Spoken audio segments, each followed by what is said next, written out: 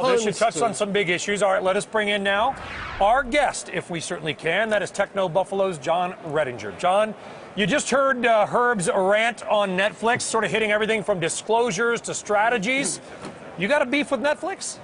You know, the gut shot reaction is certainly to agree with Herb, and I think a lot of folks, at least right now, do. However, in hindsight, I think what Reed Hastings did is actually going to be very prudent for the business. The writing is all over the digital wall. Physical media is dying, and Netflix's name is squarely implanted in association with that physical media. If that dies and subscription base continues to fall, so does the Netflix brand equity. They are severing ties right now while they have a chance to spin off a completely separate Qwikster business, which is also going to include video games, while also continuing to grow that Netflix brand while focusing solely on digital. So, bottom line here, Netflix as it might remain, right? Forget Qwikster, just streaming. Is it going to be a better company? I mean, isn't that the goal of doing something like this, to get stronger? Is it going to work? Long term, this is going to be a great business decision for Netflix. The timing, though, as Herb mentioned, is atrocious. They're in the middle of huge contract negotiations with major studios to get content.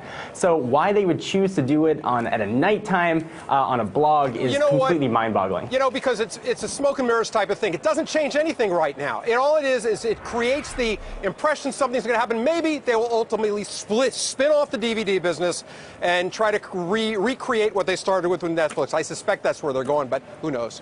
Yeah, you know, I would assume so. Essentially what Netflix is doing is they're holding up their piece of business and they're cutting off the fat, or what they think is going to be the fat in the next few years.